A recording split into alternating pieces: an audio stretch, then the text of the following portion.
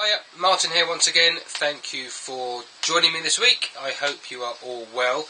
Yeah, for those of you who follow lots of woodturning channels on YouTube, you may well have come across a chap called Chris Fisher, who goes by the YouTube channel of the Blind Woodturner. Now, a couple of weeks ago, he posted a video, or probably close on a month ago now, 3 weeks? Anyway, doesn't matter. He posted a video recently using a new spiraling tool that he had, saying that he wanted to be able to feel more features in bowls and stuff. And the week after that, I posted the video of the olive ash platter with the Celtic knot design pyrographed into the centre.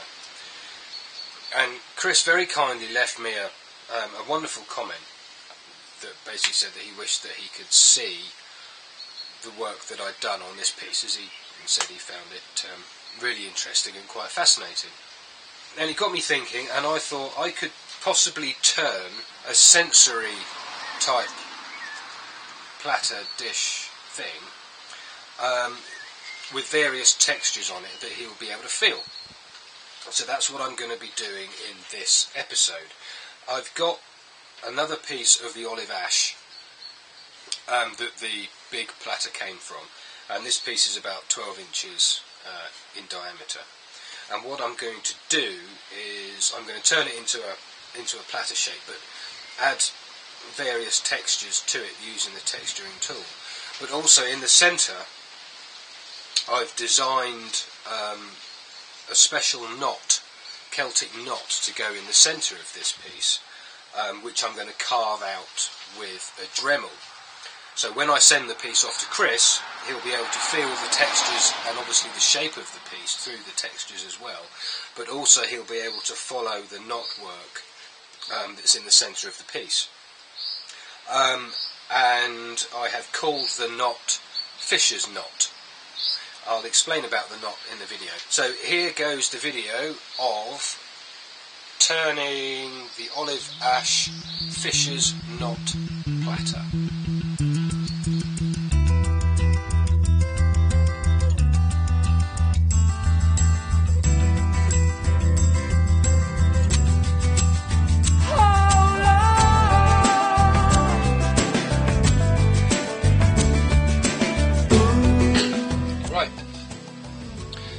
Freshly sharpened bowl gouge. I've got the piece on a faceplate, and I'm just going to turn it round, flatten off the bottom, and make the shape of the platter.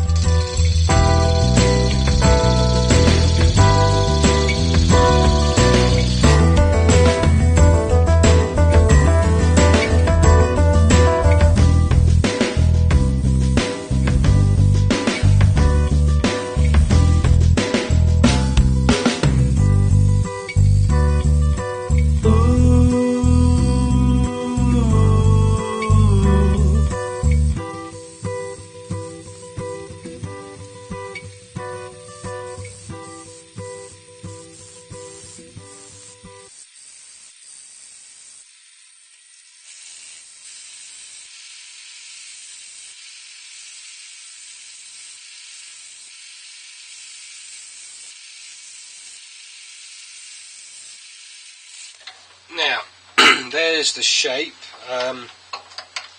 It's a fairly kind of traditional shallow bowl shape. I'm keeping it as large as I possibly can. And now I need to put a recess in the bottom. So I need to find my compass and a pencil to mark out where I'll need the recess to be. And with the compass set to 36mm radius, I'm going to put a mark around where the recess is going to go, like so.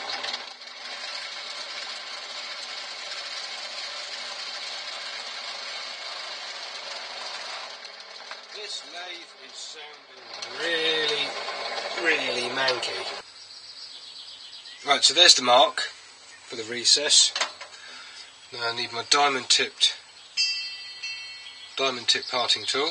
I'm going to make the recess for the chuck and put in my normal kind of maker's mark,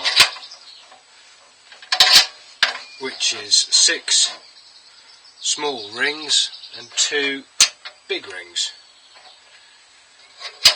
And for those of you who are familiar with my videos, you will know what those rings mean. Leave a comment if you know.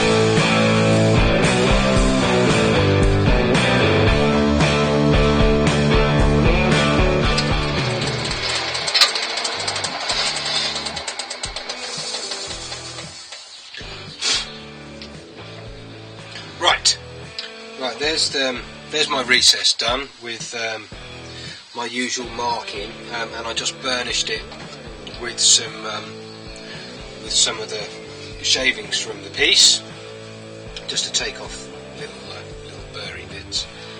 So that's that bit. I'm going to leave the inside of the recess completely unfinished, just with the tool marks. So I did the actual recess with the diamond tip parting tool, and then a point tool for the 6 small rings, and then a thin parting tool for the 2 larger ones. And I just smoothed off the surface with the scooches. So I'm going to leave that unfinished so Chris can feel that. And then I'm going to take my new texturing tool, wherever it is,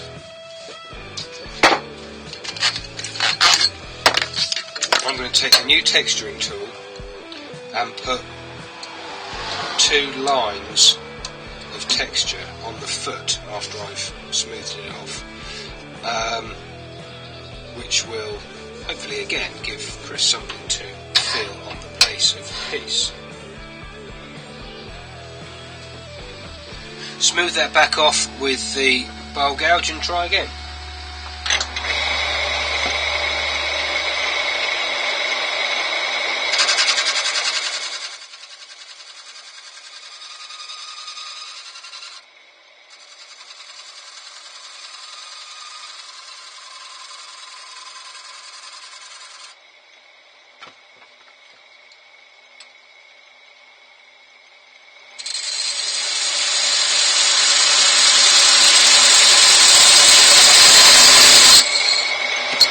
That felt better.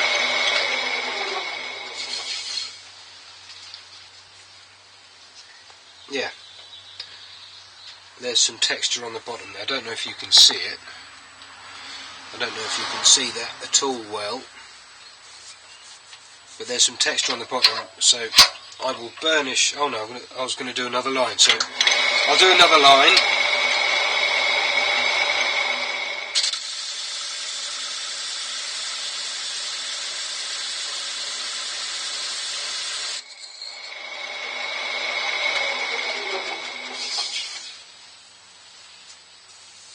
Okay, I can feel there's texture there, so now I'll burnish that with some shavings, because there are plenty of shavings.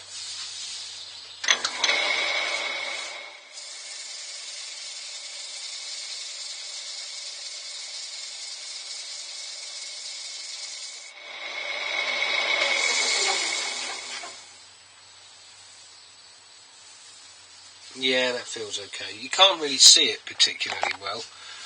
I probably need to add a little bit of colour there, but this isn't necessarily a piece to look at, it's a piece to feel. So, right, I'm going to sand the outside back to 600 grit, and then add some more texture round the rim, or round the underside of the bowl. So I'll sand it down, and then I will come back to you. There's the piece down to 400 grit, not 600. I will go on with 600 in a minute. Right, I've also decided to leave the foot of the piece unfinished as well, so there's literally just the finishing cut from the bowl gouge and the little texture made by the texturing tool and the unfinished recess. And the transition from foot to the side of the bowl feels really nice. It's very pronounced.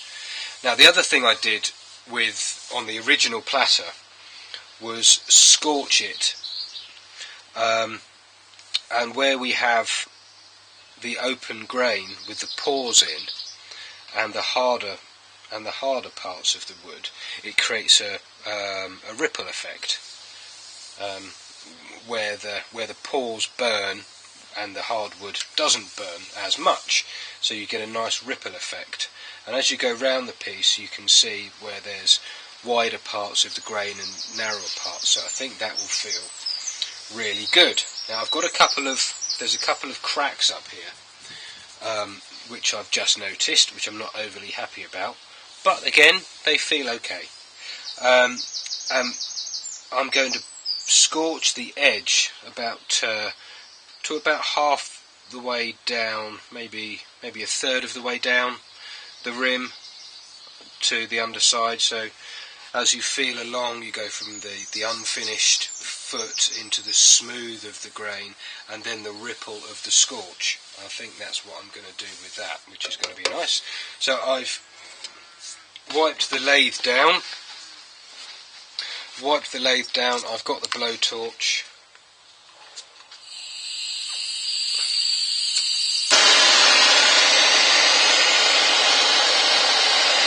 And then just carefully go round the edge of the bowl.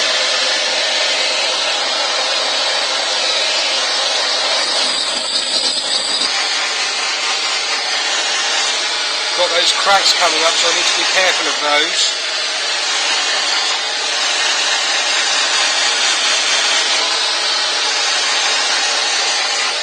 So as you can see, where the pores of the wood are burning and the hardwood remains virtually untouched, there's a nice ripple feeling going on through there now.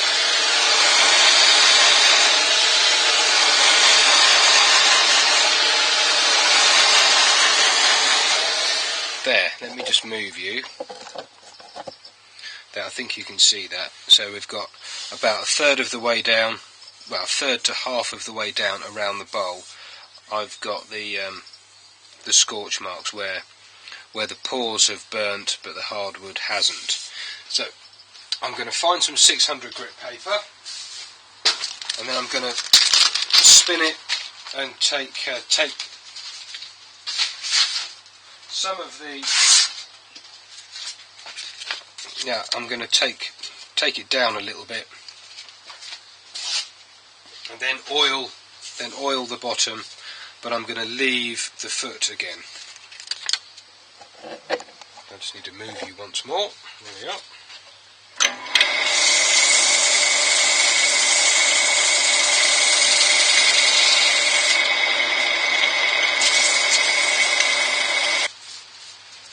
I'm going to clean it, and that should help help that ripple stand out a bit more, because I'm taking the dust out of the pores.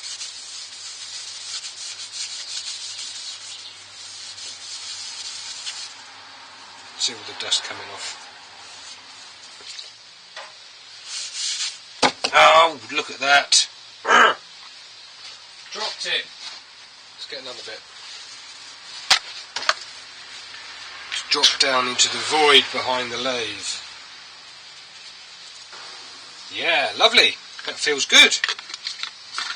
I'm liking that. I'm liking that a lot.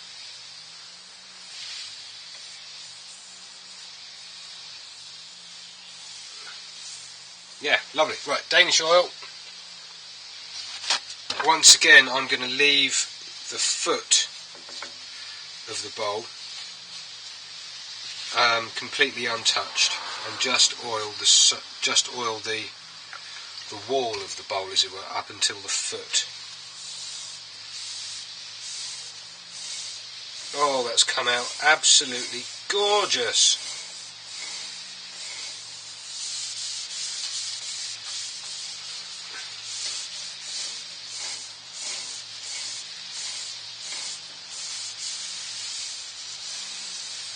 Being careful not to get too much oil on the actual foot itself.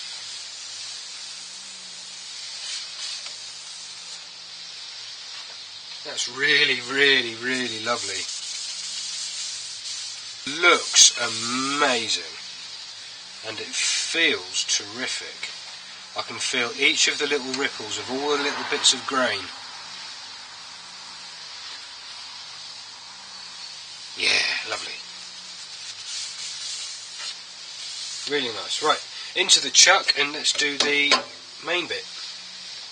Now I've got the piece reversed in the chuck, I can take out the middle and get prepared to do the inside knot. So first of all, though, I need to flatten off the face of the piece, and take out the middle.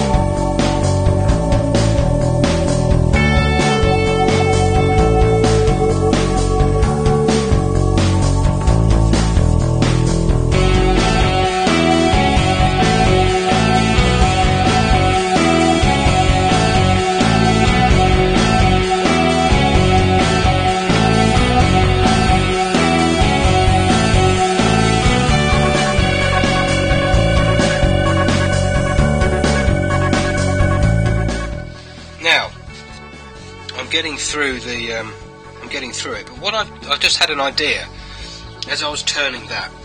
I turned the bowl from the outside in to leave as much weight as possible in the centre. But what I just thought was, if I leave the centre section proud, then I can flatten that off and put the knot on top of that centre section there. And then I can put the knot on this raised section here in the centre of the bowl. Right, here's the piece sanded to sanded to 400, all apart from the centre that I've left at 80. Because if you remember, on the original Celtic platter, when I was transferring the design, it wouldn't transfer particularly well because the surface was too smooth. So I've left the very centre piece just sanded down to 80 grit, which will hopefully be rough enough to take the graphite paper of the transfer of the knot. Right, that's cleaned up. That's cleaned up the inside and the rim of the bowl with methylated spirits. I'm going to just give the lathe a quick brush down, because I don't want to set fire to it. Because next up is my favourite tool, the blowtorch. Now round the rim I'm going to blowtorch so the outside of the bowl blends into the top, and then round the bottom of the raised part of the base of the bowl, or the bottom of the bowl, where the Celtic knot's going to be. I'm going to burn round there as well.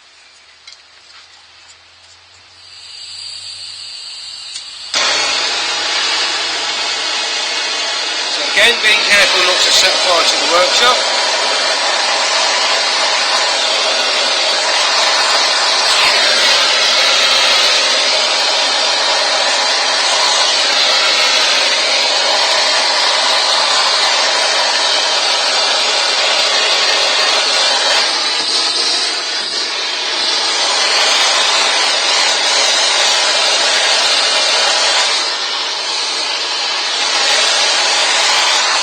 Making sure the burn is deep enough to ripple the wood. Right, there we go. That's that. 600 grit again.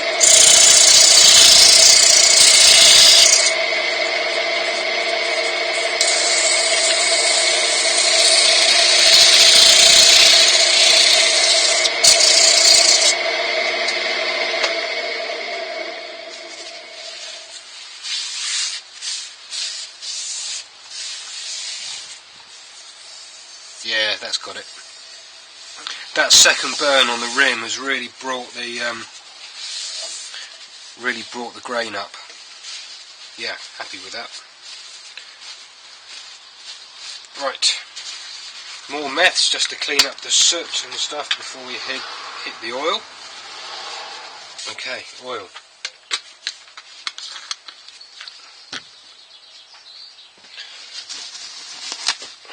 Now I'm going to oil all of the inside, apart from where the Celtic design's going to go. I will oil that after I've put it on.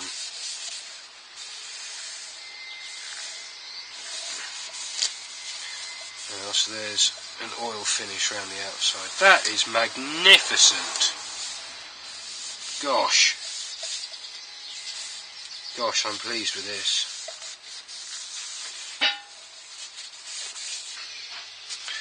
That is now ready for me to print. I need to measure how wide this raised part is, and then I need to print off Fisher's knot, transfer it onto there, and then Dremel it out.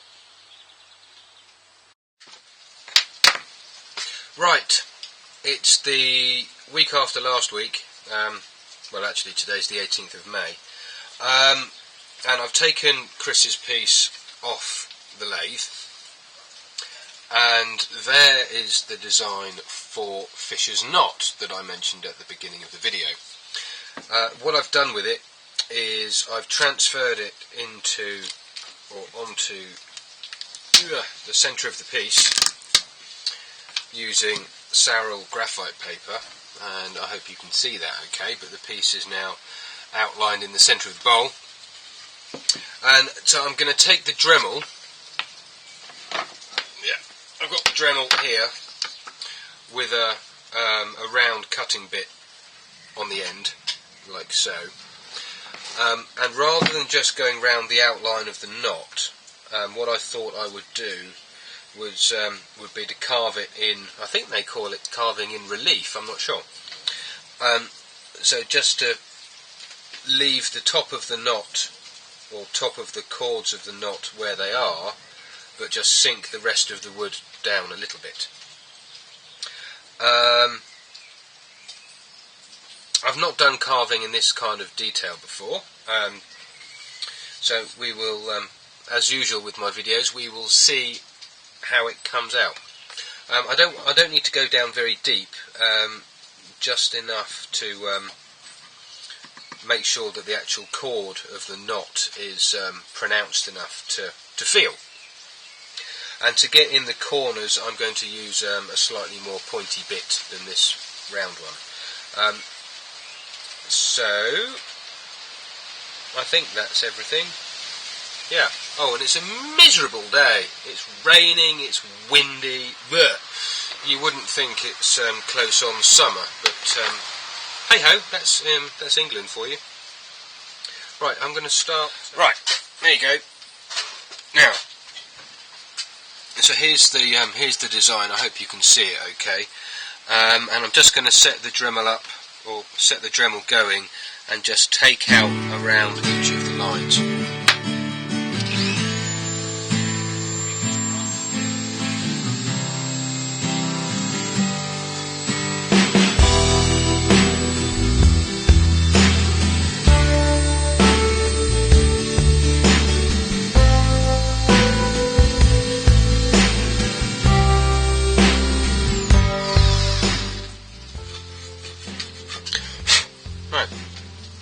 It's going well so far. Right, time-elapse mode, and I'll see you when it's done.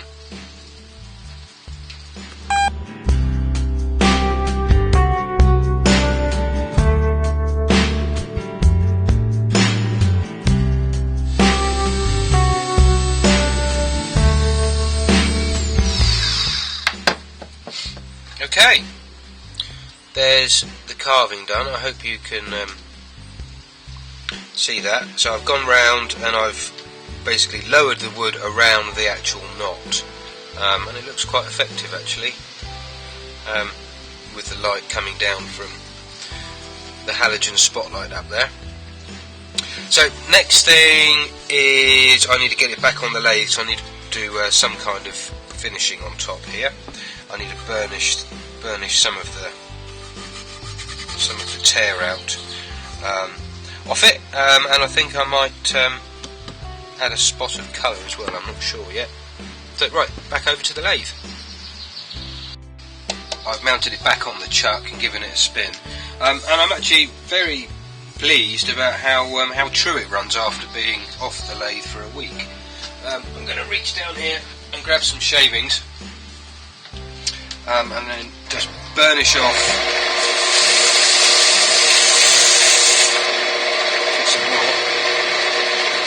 burnish off the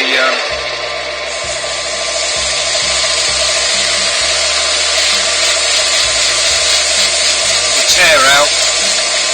Not that there was very much, but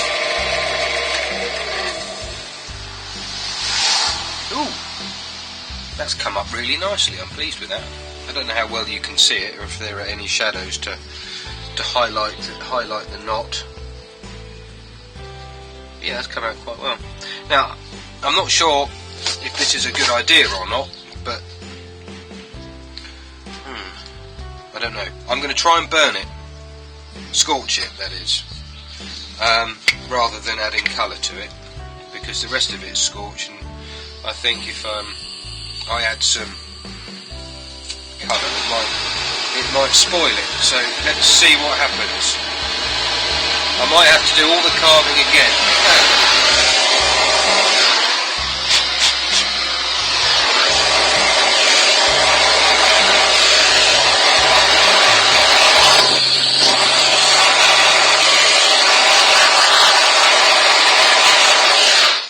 There. It worked. Haha. There we go. That's come out a treat. And I'm going to burnish it again with some more shavings.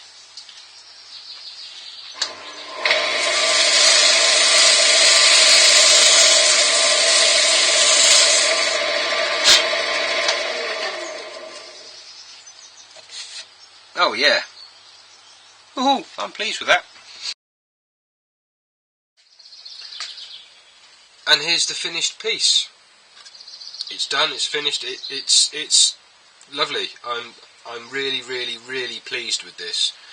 It feels great, which is what I set out to do with the texture side of things, with the ripples around the edge and the smooth on the inside with more ripples towards the centre, and then the Celtic knot that I've carved out, and the back being left, or the foot being left unfinished, smoothing out to the ripples around the edge as well.